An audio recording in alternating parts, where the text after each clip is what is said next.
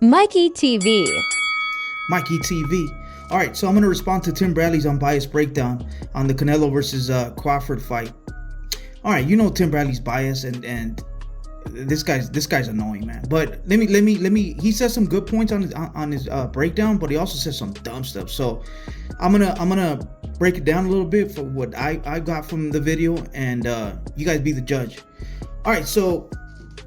All right, he talks about how Bud Crawford is a slow starter. Canelo's a slow starter also, but Bud Crawford is known to be a super slow starter because he gathers data, quote unquote, on this during his fights. So he's gonna come from behind and win the fight. That's his prediction if he lasts till 12 rounds, because I think he's gonna get chopped down to the body. But yeah, so first round he talks about the fill out round, that they're gonna fill each other's power out. It's a fill out round, so you try to catch some shots, move, catch some shots. So you're gonna see the fill out round. So that's the first round. Then he talks about the second round. He talks about the first half of the fight. He talks about the word pre-engagement. Pre-engagement is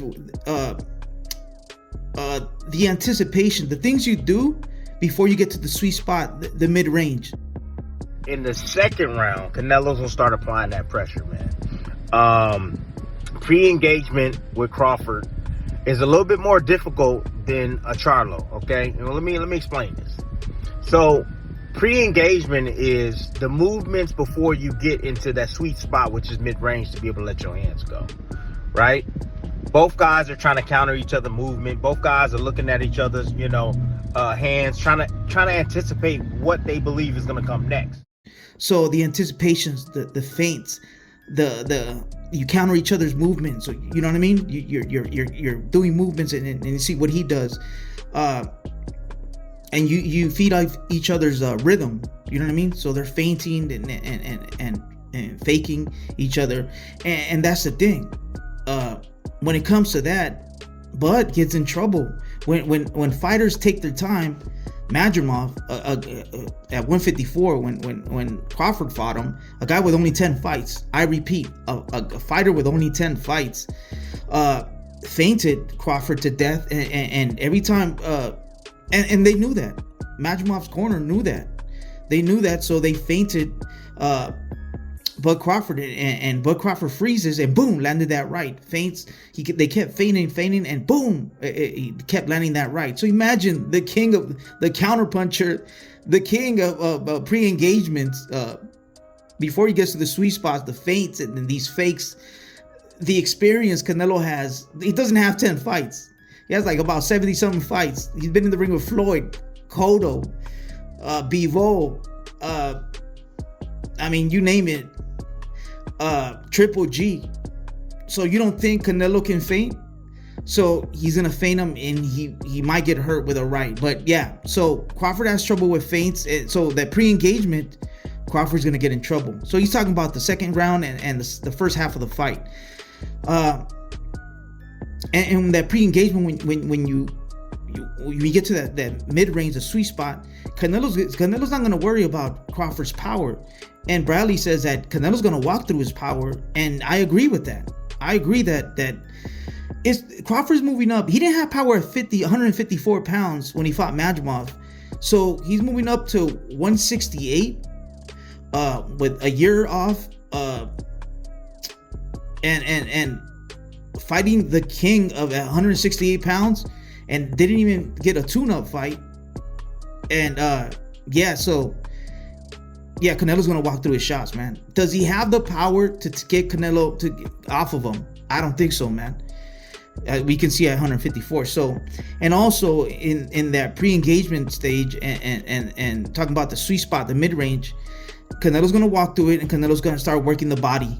Boom, boom, boom, chopping them down. Boom, boom, boom, hitting the arms or forearms, and Bud's gonna start feeling it. And you know the investments to the body, right? You get dividends in the second half of the fight. So, and that's when Tim Bradley said that Bud needs to start holding. That he's a wrestler, that he knows leverage and holding, but it depends on the referee. And according to Turkey Al-Sheikh, he wants to see action. He's paying all this money to see action. He doesn't like Tom and Jerry. He also doesn't like hugging Jerry. So I think Bud's gonna get penalized if he holds the whole fight. You know what I mean? But he knows wrestling, quote unquote, so he's gonna maneuver Canelo according to Bradley. But I mean, Canelo's been in the ring with the best of them, with bigger fighters. You don't think Canelo knows how to maneuver fighters? You know, you don't think Canelo knows how to counter leverage and fight in the inside, dirty boxing? All right, Bradley. I don't agree with you on that one. But now Bradley, and then also Bradley talks about the second half of the fight. He's totally wrong. He said after Crawford downloads information, quote unquote, with his face and his body and his arms, that Crawford's gonna make Canelo pay for the mistakes. That Canelo's weakness is if you go on the outside of his jab, that Canelo's footwork that is gonna give him trouble. Canelo's been in the ring with everybody, every style. What trouble? I know Crawford and his team, they're smart. They're going to have to prepare for the best Canelo Alvarez. I hope they're watching film on both his early days and the way he is now, okay? Because you'll be able to see some habits of Canelo. One of the things that I see, okay, from Canelo is that when you move to his weak side, there's exposure on that side from him, okay? When you get around to the weak side, meaning his lead hand side, okay, he has to turn all the way around, and it takes him some time because of his footwork, okay? His footwork isn't the greatest. He went up to 175, and he dared to be great. He fought Floyd when he was 21, 22 in a catch weight. Remember, it was a catch weight. He was 22 with a rehydration clause. Like, come on, guys. Yeah. Let's bring the facts out. But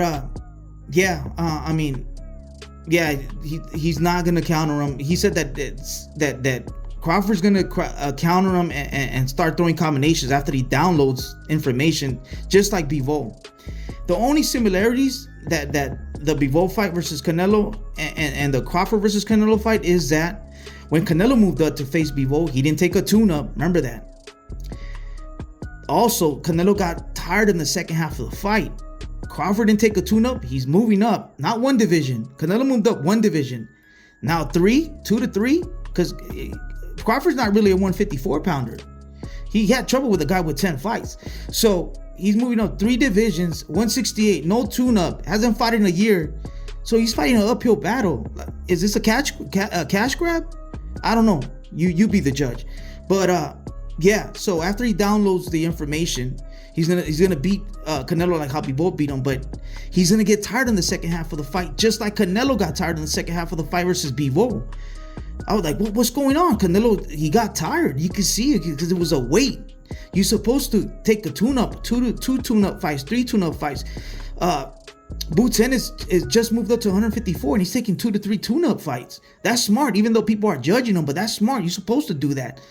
But Crawford ain't gonna take a tune-up who's he gonna fight against? Benavidez at 168? Because Benavidez said he'll fight him at 168. Who's he gonna? He can't beat no one at 168. So he's getting that cash, man, getting that bag. I don't blame him. But yeah, man. So it's a different.